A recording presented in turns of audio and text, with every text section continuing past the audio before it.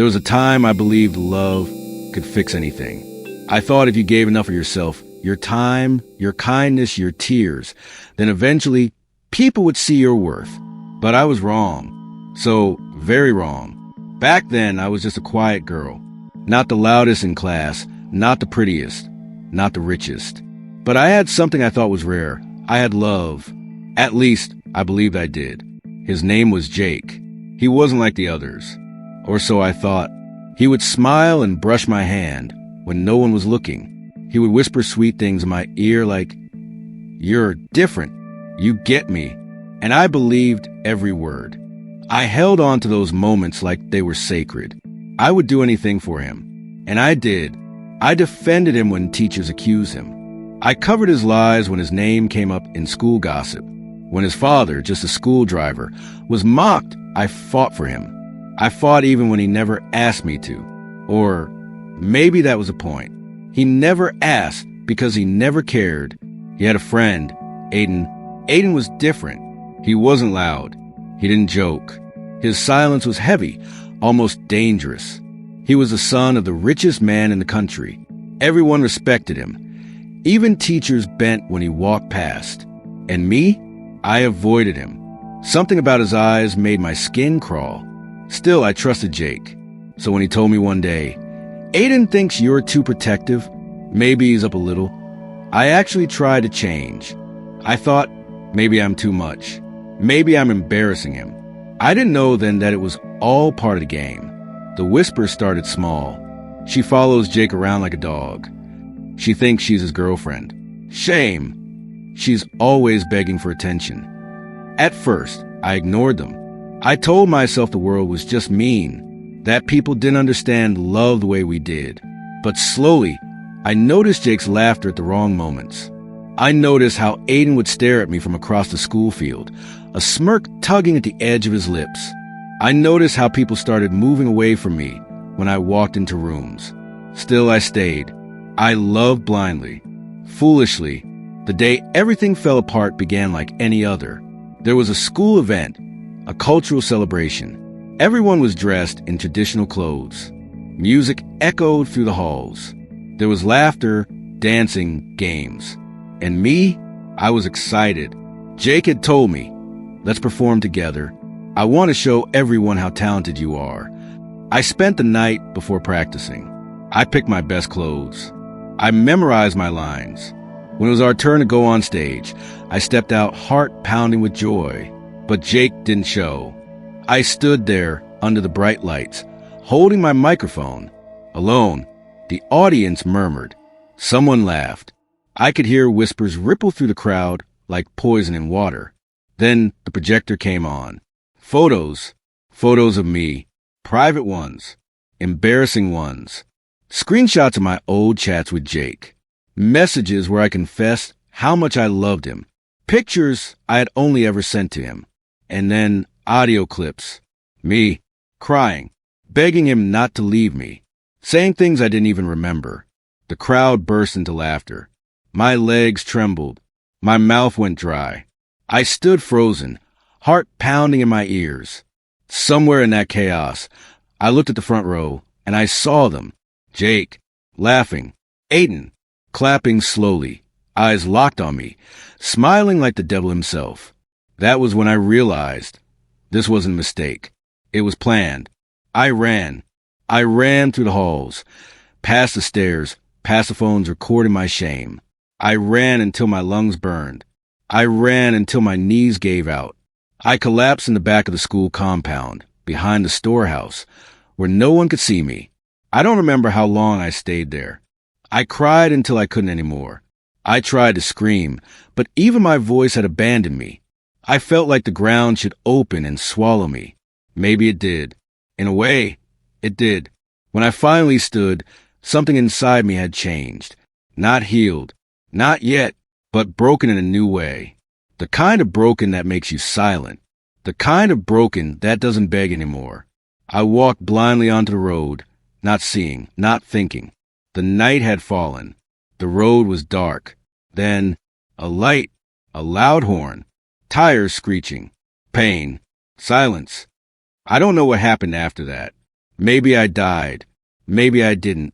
But something in this world or the next, press rewind. Because when I opened my eyes, I was in my room. A small room with peeling posters. My old school uniform hanging behind the door. The same one I had left years ago. And my hands, they were smaller, softer. I rushed to the mirror. It was me. Me at 16. Me before everything. I looked around in shock. My calendar. My school timetable. The books on my desk. The class group chat on my phone. All of it was from 10 years ago. I fell to the ground and stared. Was it a dream? Was I mad? But the ache in my chest said no. The memory of that night, the laughter, the betrayal, the lights, the pain, it was still there. Too fresh, too real. And that's when I knew this wasn't just time travel. This was mercy. Or maybe vengeance. I had been given a second chance. A chance to do it differently. But I didn't smile. I didn't scream, "Thank you," to the heavens. I sat in silence, my hands shaking, my heart cold. Because now, I knew what they were capable of. And I would never, ever forget. When I first opened my eyes in that old room, I thought I was dreaming. The faded curtains, the cheap bedsheets, the old posters on the wall. Everything felt like a memory, one I had buried long ago. But it wasn't a memory. It was real. I was back in my old room, back in my old life, 16 years old. I sat up slowly, my hands trembling as I touched my face. It was rounder, softer. My skin felt lighter. My joints weren't stiff. I walked to the mirror, my breath caught in my chest. It was my old face. My school uniform still hung behind the door, ironed and waiting. My phone lay on the desk, still loading up with notifications from the class group chat. And when I opened the calendar, my heart dropped. 10 years back. 10 whole years before they broke me. Before Jake smiled and whispered lies. Before Aiden clapped while the world laughed at my tears. Before I died. I should have screamed. I should have cried. But I didn't. Instead, I sat down quietly and stared at the wall. I remembered everything. The pain, the shame, the laughter, the betrayal. And I knew this time I wasn't going to make the same mistake. I wasn't here to fall in love. I wasn't here to protect people who didn't protect me. I was here to watch, to listen, to plan, and slowly to break them the way they broke me. The next morning, I went to school, the same rusted school gate, the same noise from the cafeteria, the same fake smiles from girls who secretly wished failure on others. But I walked differently now. I felt it in my bones. I wasn't the same girl. I passed Jake near the lockers. He smiled at me, that same crooked smile that once made my heart race. "Hey, you didn't reply my message last night," he said, grinning. I stared at him for a moment, then turned and walked away. He called after me, half laughing, "Are you okay? You sick or something?" I didn't answer. I didn't need to. The silence was loud enough. That same day, Aiden walked past me in the hallway. He didn't speak. He rarely did, but he looked at me, that calculating look he always had, like he was measuring something. In the past, that stare made me nervous. But this time, I held his gaze. I didn't blink. And when he finally looked away, I smiled. Not a real smile, a knowing one. He felt it too. Something had changed. In class, I sat by the window and watched people. I watched Elsie. Back then, I never paid much attention to her. She was quiet, always scribbling in a notebook. She never got involved in drama. But I noticed something different now. Her eyes moved too fast. She was always listening, always present. I made a mental note to watch her more closely. In this second life, silence wasn't always innocence. Jake, on the other hand, was getting irritated. He tried calling me again. I didn't pick. He sent sweet texts, memes, flirty messages. I ignored all of them. By the third day, he walked up to me during lunch. "What's going on?" he asked, trying to sound playful. "Are you angry with me?" I looked up at him. "No," I said. "I'm just not interested anymore." He blinked, like he couldn't process the words. "What?" I said I'm not interested. I repeated softly and picked up my spoon. I didn't need to shout. I didn't need to explain. The calmness in my voice was enough. He stood there for a moment, then laughed awkwardly and walked away. But I saw at the crack. His ego didn't like it. Not one bit. In the following weeks, I studied harder than I ever had in my first life. I read books on psychology, strategy, social influence. I spent time at the library, not just to escape, but to learn. Power wasn't just in fists or fights. Power was in knowing more than everyone else in the room. I learned to dress differently too. Still simple, but polished, clean, put together, not to impress them, but to remind myself that I was in control now. And then Ariana arrived, the daughter of the second richest man in the country. She came in a sleek black car, stepped out like she owned the ground, and walked into the school like she wasn't just a student, but a presence.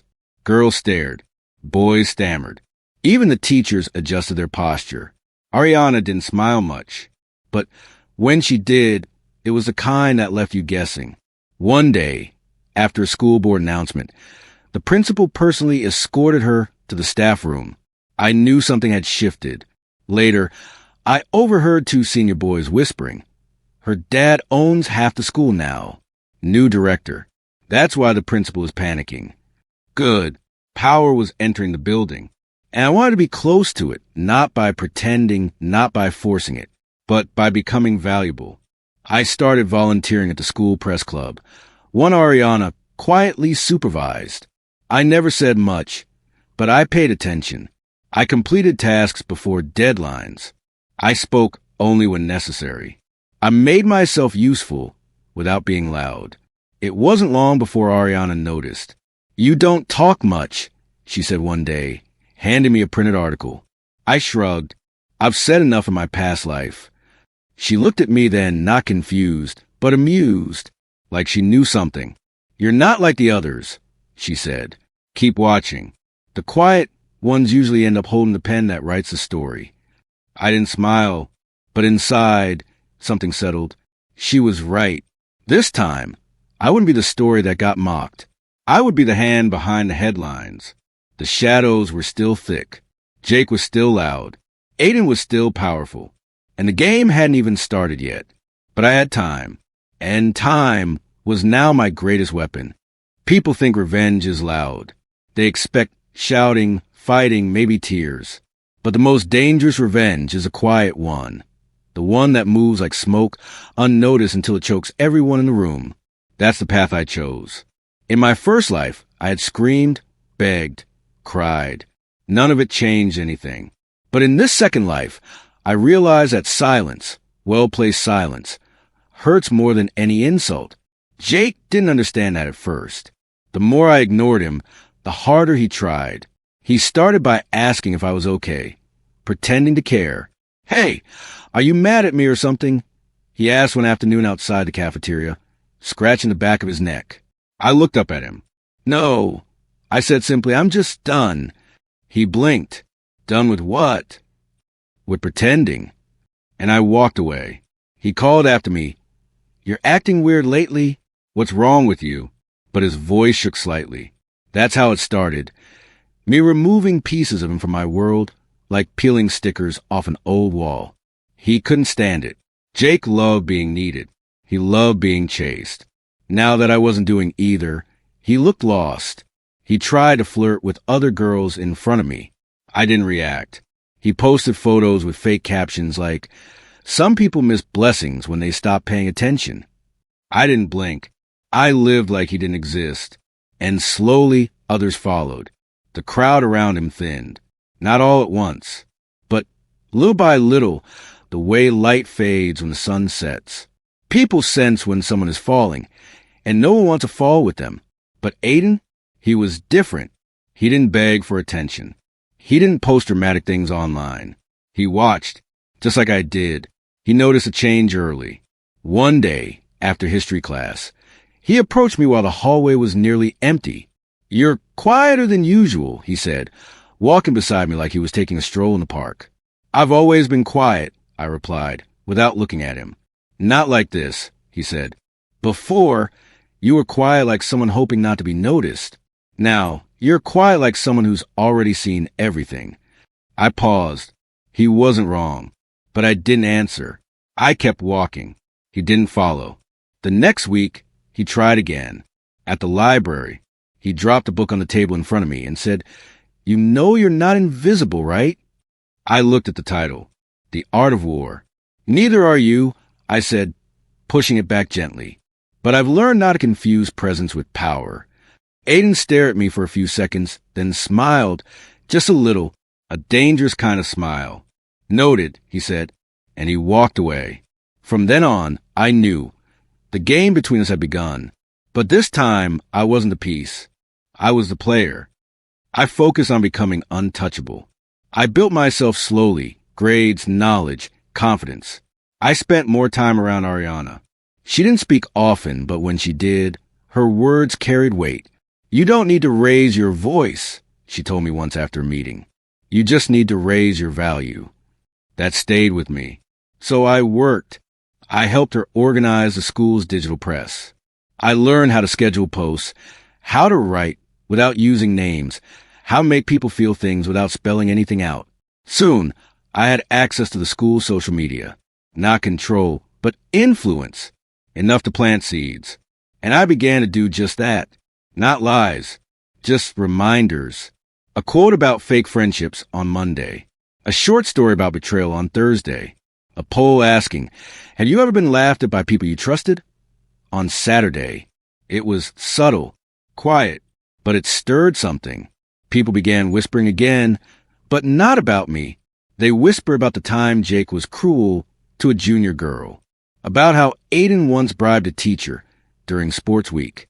Old wounds resurfaced, not by accident. And still I said nothing.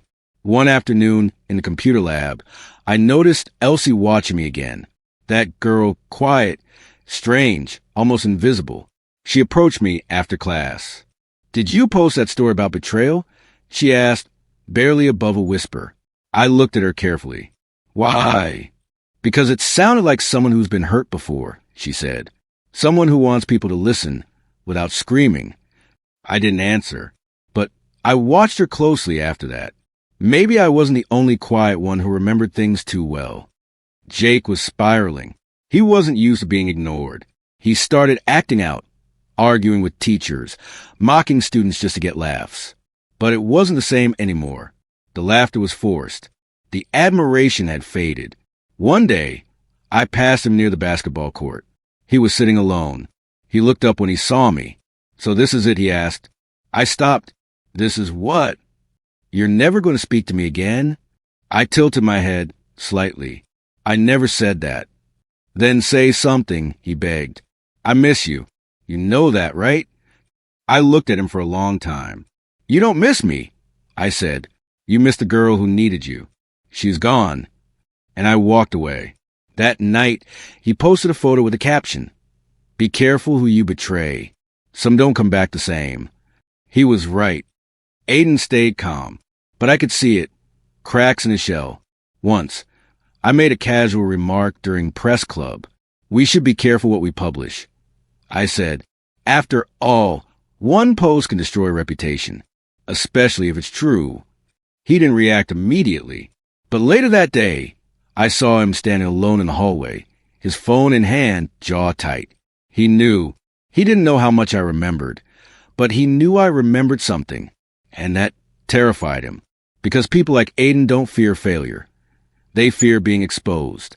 The puppet master doesn't want the strings seen, but I wasn't pulling strings just yet. Not fully. I was still watching, still learning, still preparing, because the real storm wasn't here yet. This was just the wind before the rain. Ariana called me to her office one afternoon. "I like the way you move," she said. "Move?" I asked. "You're not loud, but things shift around you." I didn't respond. She leaned forward. "Tell me," she asked. "What exactly do you want?" I looked her in the eye. "Balance," I said softly. "Not justice. Not revenge. Just balance." She smiled faintly. "I think we want the same thing." From that day, we worked closer. not as friends, not as equals, but as two girls who had seen what power could do and what silence could build. She had the name. I had the story. Together, we became the shadow under the school spotlight. And all the while, Jake crumbled, and Aiden watched, and I smiled quietly in the dark, knowing the real war was coming. But for once, I wasn't afraid. I was ready. I used to think war meant blood and weapons. But the real war, the kind that destroys people without leaving bruises, starts with silence and ends with disgrace. This was that kind of war, and it had already begun. Not with noise, not with violence, but with absence. My absence from Jake's orbit, from his chaos, from his control, was louder than anything I could have said. It scared him. At first, he acted like it didn't bother him. He laughed louder, made more jokes, posted flashy photos like nothing had changed. But slowly, people stopped reacting. No one laughed as hard. No one cared as much. And worst of all, I didn't look. I didn't glance at him in the hallway. I didn't ask about him in class. I didn't even acknowledge his presence. To Jake, that was a kind of death. One day after school, he cornered me by the front gate. The sun was low, painting everything gold. I could smell dust in the air. "Why are you doing this?" he asked, voice low. "Doing what?" I asked without stopping. "You know what?" he said, stepping in front of me. "You're acting like I don't exist." I looked him straight in the eyes. "You're finally catching up." He blinked, taken aback. I leaned closer, just enough so only he could hear. "You played with my heart like it was a toy." I whispered. "Now that it's gone, you miss it. That's not love, Jake. That's ownership." I walked past him without looking back. He didn't follow. Jake tried again, this time, not with words, but with actions. He began spreading small rumors about me. Nothing big, just seeds. She thinks she's better than everyone. She's working with Ariana like a puppet. She's not as innocent as she looks. In my old life, those whispers would have broken me. But this time I smiled because I had already learned something powerful. People will believe anything if you give them a face to blame, but they'll also question everything if you give them a story they relate to. So I told stories through the school press. I wrote anonymous posts, short articles, poems, letters. One was titled, "When the Clown Takes Off His Mask." Another, "What It Feels Like to Be the Joke." And then, "The Girl Who Watched in Silence." I never mentioned names. I never accused anyone, but the entire school buzzed. Everyone had a guess. Everyone saw themselves, or someone they knew, in the words. Even Jake, especially Jake. One day, he passed by me in class and slammed a book on my desk. "Nice story," he muttered. "Too bad no one believes it." I smiled and whispered back, "Oh, they do.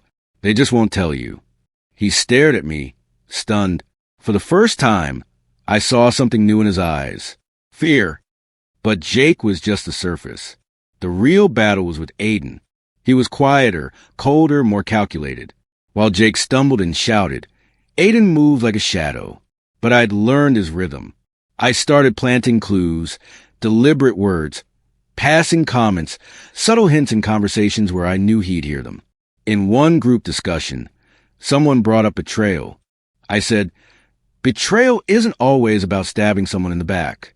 Sometimes it's just watching them drown and doing nothing." Aiden, sitting across from me, stiffened. Later that week, I shared a photo of an old school event on the press page. It was blurry, but in the corner, if you looked closely, you could see me, embarrassed, trying to hide. The caption read, "She trusted the wrong stage." Everyone knew the story. Everyone remembered the incident, but no one said names. Still, Aiden got the message. That afternoon, he approached me in the science hallway, empty except for the soft hum of fans. "You're getting bold," he said. "I'm getting honest." I replied. He stepped closer. "You think this changes anything?" I met his gaze. "No, I know it changes everything." He didn't speak, just watched me walk away. By now, the school was different. The energy had shifted. Jake and Aiden, once untouchable, now walked with eyes behind their backs. Whispers followed them. Teachers frowned more often. Students avoided their circles. Power was leaking from their hands like water and into mine. But I didn't rule with noise. I moved through rooms like smoke. Ariana noticed.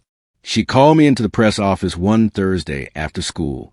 "I read your last piece," she said, flipping through a printed copy. Powerful. I didn't answer. I knew there was more. She leaned back, thoughtful. "Why haven't you named them yet?" I looked at her. "Because they don't deserve the honor." She smiled. "Fair enough," she said. "But when the time comes, if you need someone to stand beside you, I will." And that meant something. Because Ariana wasn't someone who offered support lightly. She was power, packaged in elegance.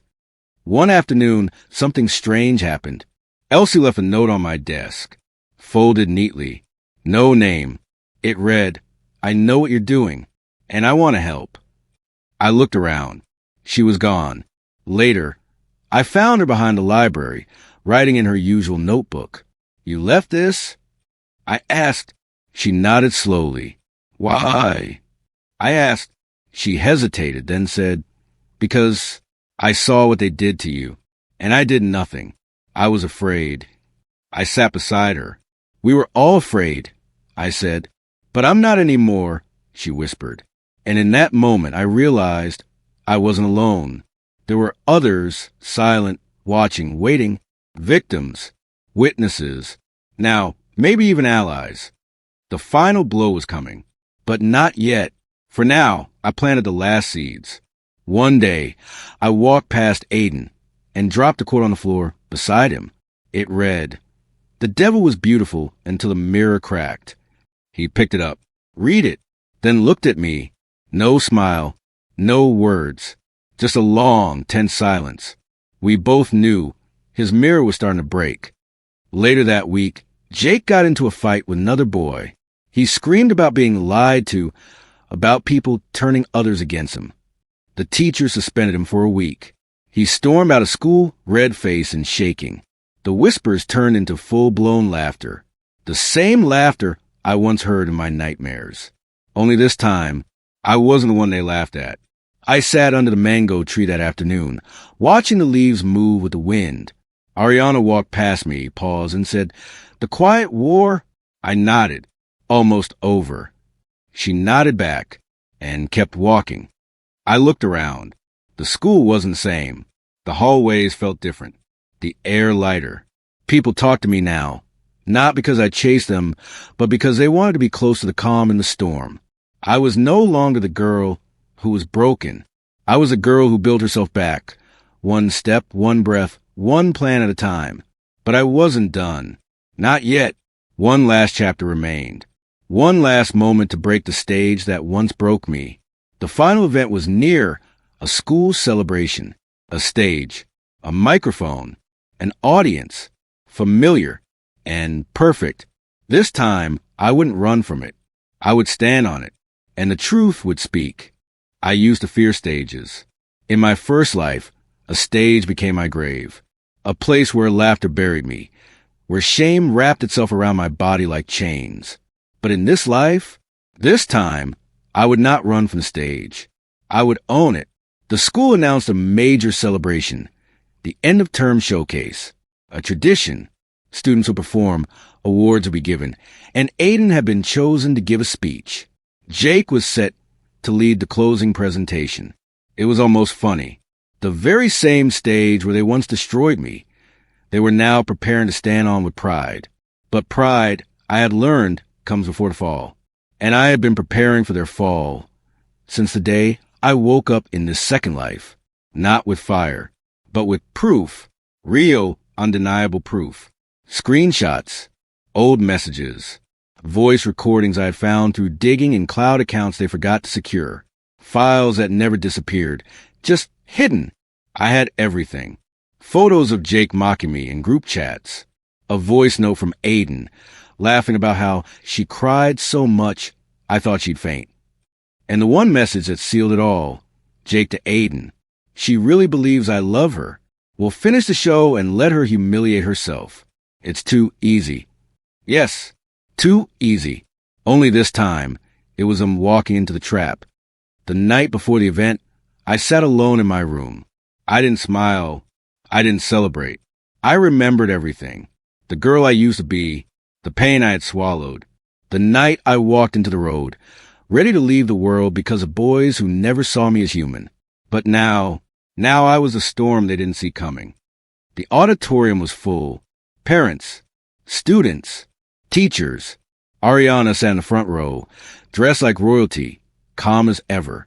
Elsie was behind the tech table, eyes steady, hands ready.